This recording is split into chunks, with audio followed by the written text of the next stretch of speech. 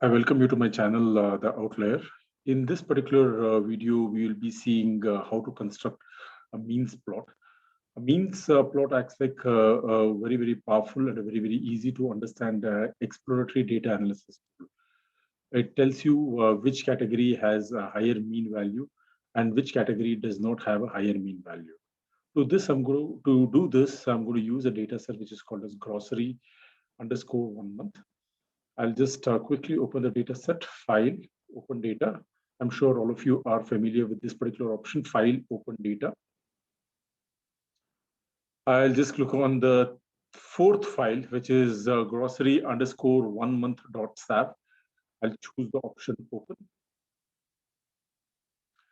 You can see here, I've got very, very interesting variables. I've got store ID, healthy food, that is no or yes, and the size of the store.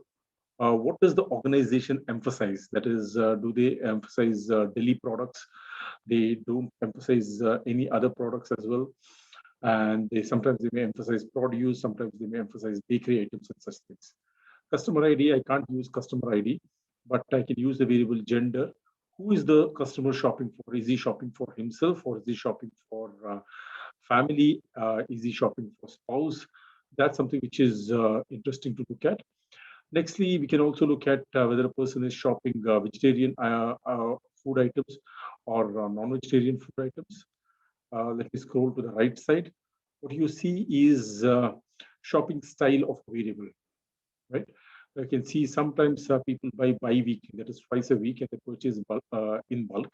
Sometimes people may buy weekly, and they shop similar items. And then sometimes people buy often whatever is on sale, right? This is going to be a good variable. Finally, what I have is another good variable, which is usage of coupon. That is, people may sometimes use coupons from mailings. Sometimes people may use none, that is, they don't use coupons at all. Sometimes people may use coupons from newspapers or from mailings or from both. So these are the four levels of this particular variable, right? No coupon usage. From newspapers, they can use coupons. From mailings, they can pick up from mailings, they can use coupons, or from both of these things, right? And finally, I've got a scale variable, which is the amount of money spent.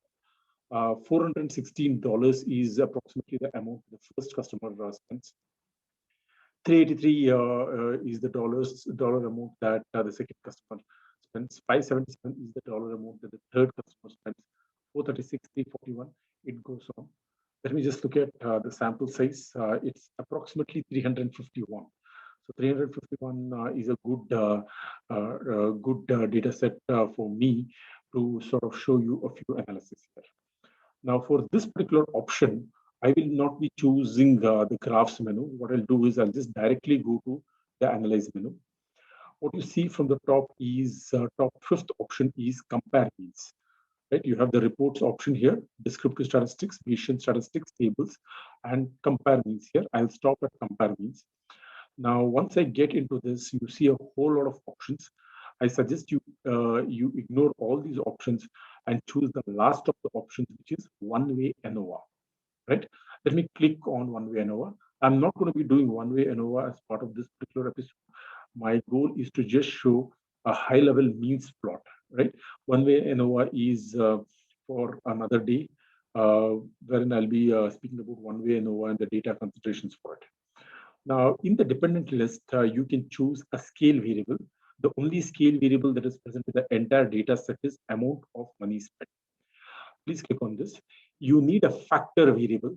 When we say factor, just think of it as a categorical variable which has different levels, right? Now, you can choose any of these variables. What I'll choose here is shopping style. Shopping style is a good variable. We can see based on the different shopping styles of a customer, what is the average amount of money spent, right? Now, I don't want to look at too many numbers here. So what I'll do is I'll just click on the third tab from the top, which is the options tab. You see contrast, ignore it. You see the post hoc test, ignore it for now. Choose the third option, which is the options tab. Here, what I can do is click on the means plot. Right, this is a very, very interesting plot. It gives us a very, very easy to understand tool, easy to understand way of finding out which category tends to have which category tends to spend more money, and which categories tend to spend lower amount of money. Click on continue and just click on OK. It just takes a couple of seconds here. I'll ignore the results of ANOVA. What you see here is very, very interesting. What you see is nothing but the categories that are present in the x-axis. You have bi-weekly customers who tend to be buying in bulk, weekly customers who tend to be buying similar items, and often customers who buy whatever is on sales. The y-axis is nothing but amount of money spent. Now I see corresponding to often whatever is on sales, they are spending quite a big amount, right? They are spending close to $409. Close to their heels, you see weekly customers. They are also spending close to $408, approximately $406. And bi-weekly customers, they are the ones who are spending the least. You can see here as to how through means plot, you will be able to understand who is a big spender and who is a small spender. Now, clearly, when I look at the first data, when I look at the first set of data, I can confidently say that customers who buy often and whatever is on sale, they are the ones for the big spenders. Bi-weekly customers tend to spend very, very small amount. In fact, it is close to $380. Right? Now, you don't have to stop here. You can use this option, which is called as dialog recall. Call back the ANOVA window.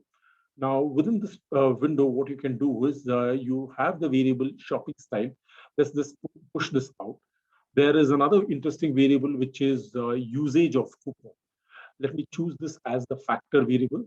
The rest of the settings I will not disturb. Let's see what is happening as far as amount of money spent here is concerned. Click on OK. I'll get another interesting chart here. Look at this. Usage of coupon is in the x-axis. There are 4 categories. No usage. From newspapers, some people use coupons. These are price-sensitive customers. From mailings, sometimes some people use coupons. And from both of these sources, people may use coupons. What you see here is interesting because people who use coupons from both newspapers as well as mailings, they tend to be the biggest spenders of the lot. In fact, the average amount of money that they spend is close to $435. Right? Now, if you look at people from mailings, they tend to spend quite a big amount as well. They're the second biggest spenders. They tend to spend around $425. Now, as far as those people who do not use coupons is concerned, and also those people who use coupons only for mailings is concerned, their spending behavior is very less. So this is another set of data. Let me go to Way Anova. I've already studied usage of coupon, so let me just kick this variable out. Right now, let me use the variable gender here. Treat this as a factor and choose the option OK. Now you can clearly see here there are 2 categories as far as x-axis is concerned. You have males and females. Males tend to spend close to $430, whereas the females tend to spend $360. Clearly, around $60 on average, men tend to spend more as compared to their female counterparts.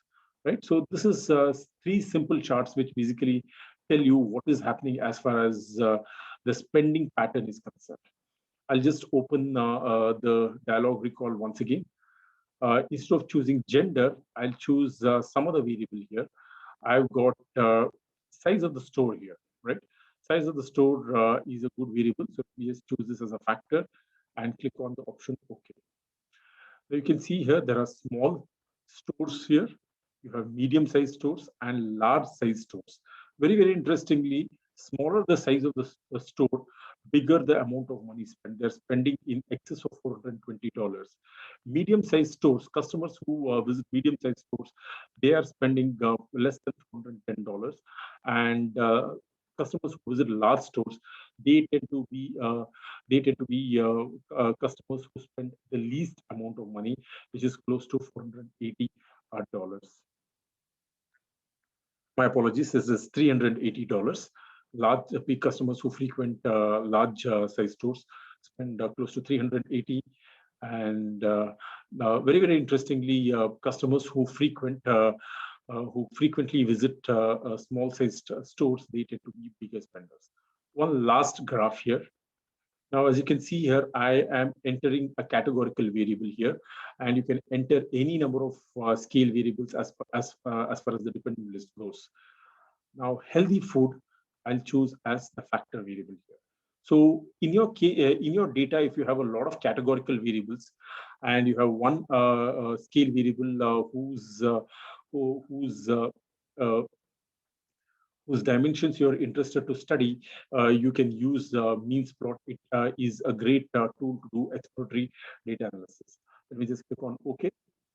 Now, as you can see here, those people who a health food store, it is divided into two buckets, no and yes. So those people who visit healthy food stores, they are the ones who tend to spend more, right? Now, from this, what do I sort of learn? Let me just look at this from the beginning. I tend to observe that customers who visit often tend to be very, very big spenders. That's the first observation. Second observation is customers who use coupons from both newspapers and mailings tend to be again very, very big spenders. Thirdly, men tend to be big spenders as compared to women. Fourthly, I learned that people who visit small size stores tend to be bigger spenders as compared to their counterparts. And finally, people who visit the shop for healthy food items tend to spend more. So this is the power of means plot. Especially means plot is, as I said, it can be a very, very powerful exploratory data analysis. Thank you very much for watching my video. I request you to like and subscribe to my channel, The Outlier.